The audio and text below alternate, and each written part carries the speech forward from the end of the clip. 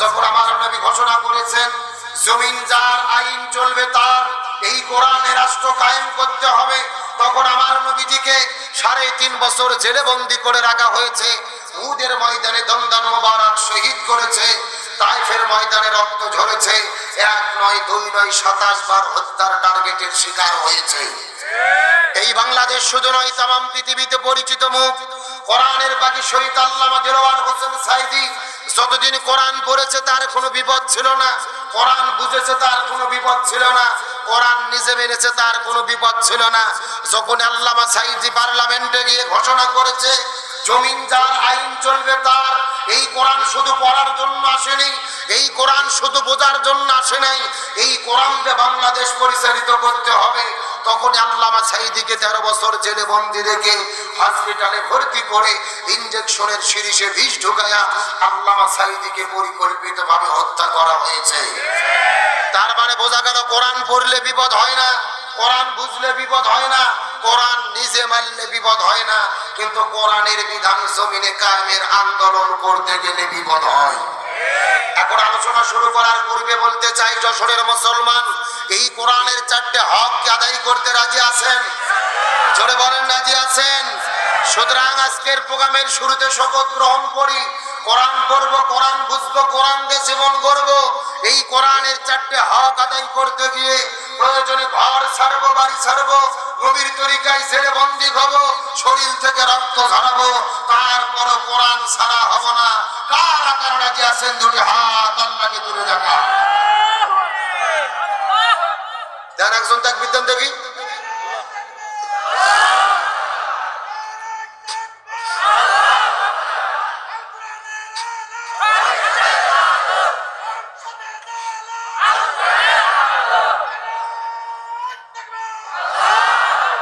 আল্লাহ তাআলা কবুল করুক, বলেন আমিন।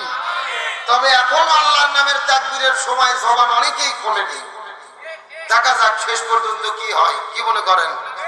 দরুদ ও সালাম পড়ি সেই বিশ্ব মানবতার মুক্তির দূত মুহাম্মদ রাসূলুল্লাহ সাল্লাল্লাহু আলাইহি ওয়াসাল্লামের প্রতি, যে রাসূলের জীবন এবং সিরাত মানা আল্লাহ তাআলা আমাদের জন্য ফরজ করে দিয়েছেন। সুবহানাল্লাহ বলেন।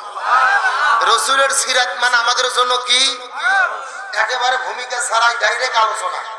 বাংলাদেশের 90% মুসলমান, অধিকাংশ মানুষের ধারণা রাসূলের জীবন মানা হলো সুন্নাত। রাসূলের জীবন মানা কি? অর্ধেক লোক উত্তর দিলেন, অর্ধেক লোক দিলেন না। সম্পূর্ণ কোরআন বিরোধী বক্তব্য যে রাসূলের জীবন মানে সুন্নাত, যেটা ভুয়া কথা। রাসূলের জীবন এবং আদর্শ মেনে চলাকে ফরজ করেছেন কে?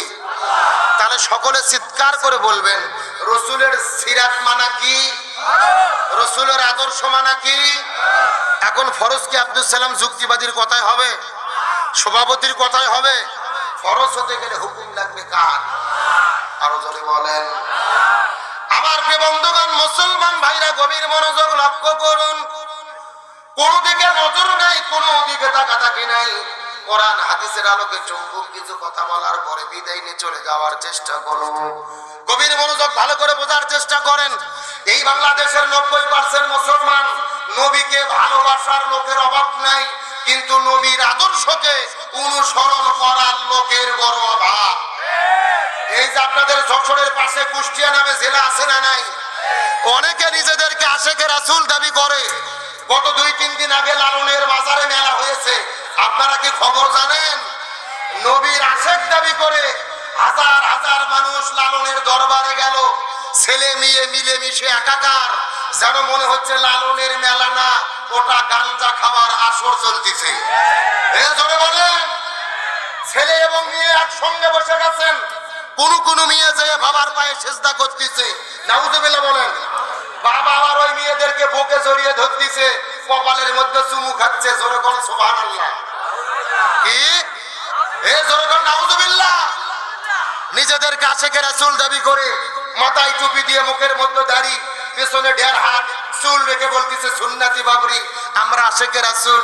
অথচ গাঞ্জার আসর বসায়া লক্ষ লক্ষ মানুষ ওখানে উপস্থিত হয়ে মনে মনে গাঞ্জা ওখানে প্রকাশ্য দেবালোকে সেবন হচ্ছে। একজন এসে বলতে, আমরা তো গাঞ্জা খাচ্ছি না, সিদ্ধি করতেছি। কি করতেছে? সিদ্ধি। আবার গাঞ্জাতে সিগারেট একেবারে সুন্দর করে সিগারেট পেঁচাইয়া এইভাবে গোল করে মেয়ে মানুষ বলতো সিগারেটের টান দিচ্ছে আর বলতেছে এগুলো তো সিগারেট না, আমরা সিদ্ধি করতেছি, আর আপনারা যাকে গাঞ্জা বলেন এটা তো হারাম না, এটা জায়েজ। বলতেছে কেমনে জায়েজ হলো? বলতেছে কোরআনের মধ্যে দলিল আছে, তোমরা আল্লাহর কোন নিয়ামত অস্বীকার করবা? যে গাঞ্জাও তো একটা নিয়ামত। কি যুক্তি চিন্তা করে দেখছেন? গাঞ্জাও বলে আল্লাহর দেওয়া নিয়ামত, ওটা খাইয়ে ওরা সিদ্ধি করতেছে। আর জেলা প্রশাসক সবাইকে ডেকেছে, ওই পীরের ওই লালনের এক ভক্ত যে বলতেছে স্যার গাঞ্জা যদি বন্ধ করেন লালনের মেলাই হবে না। আমরা কোন প্রশাসনকে বলতে চাই, যেই মেলা গাঞ্জা ছাড়া হয় না ওই মেলা বাংলাদেশে 90% মুসলমানের দেশে ছেলে মেয়ে অবাধে মেলামেশা করবে, কুকুরের মতো জোড়া লেগে অশ্লীলতা ছড়াবে, এমন মেলা বাংলার জমিতে চলতে দেওয়া যায় না। গাঞ্জার বেলায় বাধা হয় না, পুলিশ যায় নিরাপত্তা দেয়, অথচ ইসলামী অনুষ্ঠানে বাধা হয়। এইরকম হাজারো বাংলাদেশে পীরের দরবার আছে। আমি হক্কানি পীরের বিরুদ্ধে বক্তব্য দেই না, তবে ভণ্ড পীরের দরবারে গিয়ে মুরিদারা ভণ্ডামি করে কি করে না? জোরে বলেন, আমি কি দুই একটা বলবো? আল্লাহর ওলি খাজা বাবা, বিশ্বের ওলি খাজা বাবা, ওরে ওরে রে কেবলা জাগান তোমার জন্য কান্দে বাবা, লক্ষ জাকির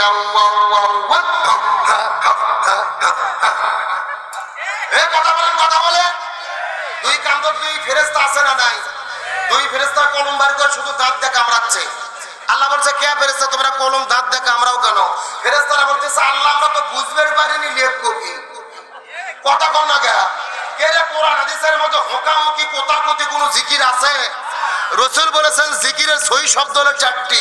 জোরে বলেন কয়টি?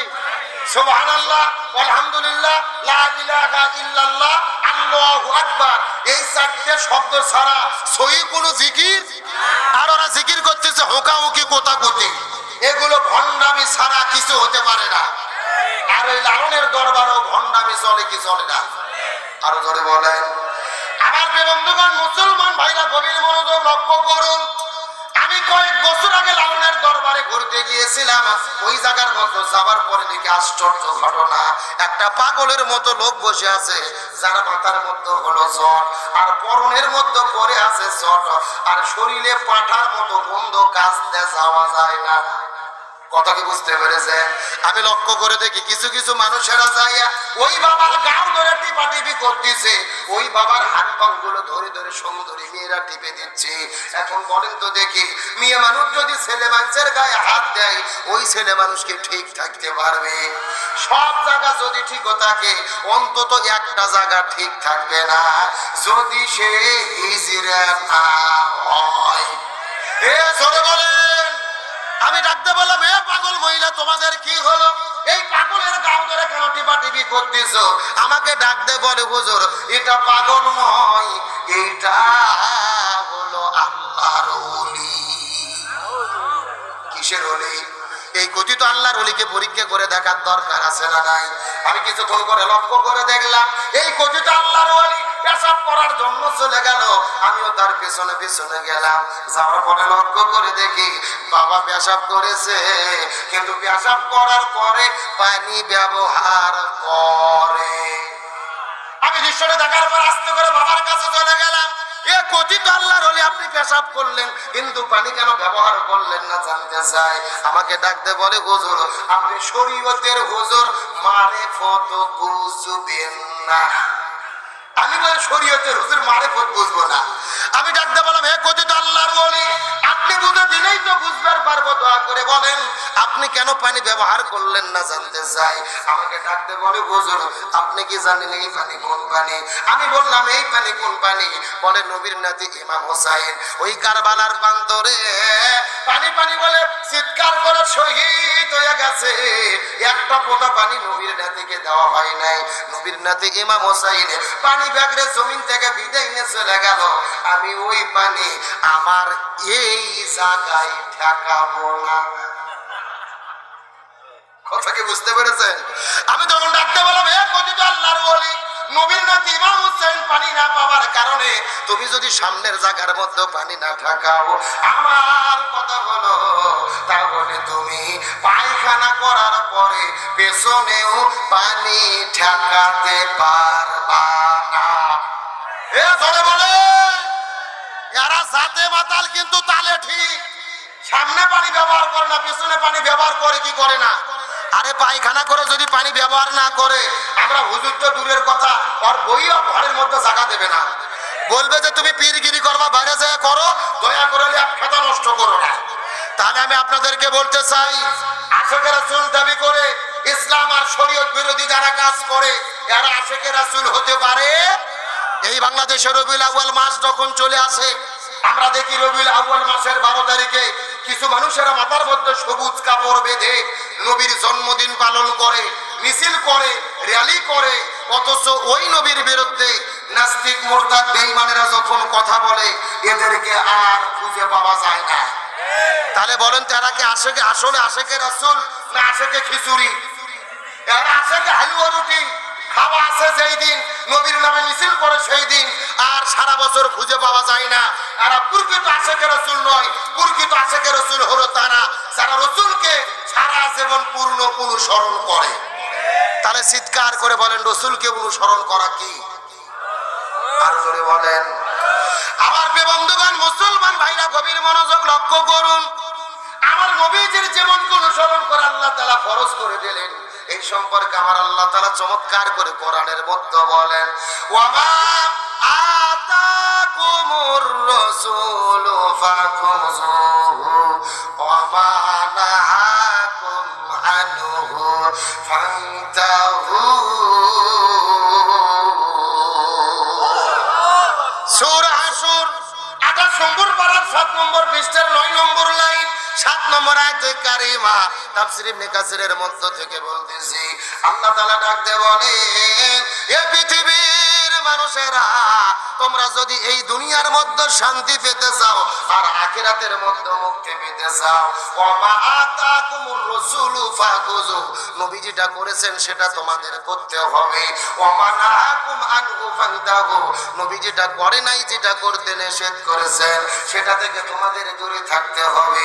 তার মানে বোঝা গেল আমার নবী পুরো জীবনের ভেতরে যা যা করেছে আমাদেরকেও তাই তাই করতে হবে, আর নবী যেটা করে নাই আমাদের সেটা করা যাবে না। চিৎকার করে বলেন তো দেখি, হুকুম কার? আরো জোরে। এই দশটা মুসলমান গভীর মনোযোগ। এই ছেলে ক্যামেরার পিছে কিসের গল্প? আপনার ক্যামেরা লাগাইছে, বসেন দেখি।